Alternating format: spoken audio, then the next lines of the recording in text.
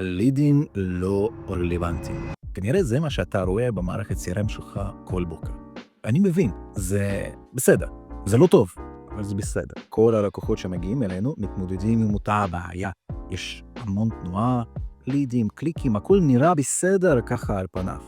אבל בפועל, אנשים לא עונים, אנשים לא רלוונטיים, או מישהו עם טלפון בו אומר, לא, אני לא השארתי פרטים בכלל. איך זה יכול להיות? אני עדיין לא יודע. בטח יש המון שיטות ששמעת עליהן, שיכולות לשפר את המצב הזה. השאלה, האם אתם מיישמים אותם כמו שצריך? כנראה שלא. השיטה שלנו נקראת שיטת מסע לקוח. היא לא כל כך מורכבת, למרות שכן, אבל בפועל היא לא מחדשת שום דבר. זה פשוט לקחנו הרבה דברים שעבדו לנו בעבר ואמורים להמשיך לעבוד, ועשינו כמה שדרוגים ובנינו סביב זה כל המערך מסודר, הכל מסונכרן, הכל עובד ביחד.